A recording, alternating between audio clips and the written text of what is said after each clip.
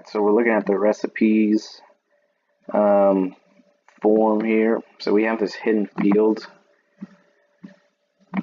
Pretty much what it does is it gets the page ID that's on. So if we're on the Blueberry Hill page, it'll automatically embed the page's ID in the field. Then you go over here to notifications. You make a new recipe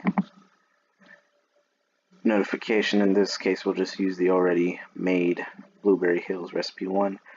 Put in the name. You make sure this says select field, and the field is this blank one. From Sauce Odyssey, from the admin email. Here's the name, the subject. Here's all the text and whatnot. Put all the recipes in there. Then you come down to here, you check off conditional logic.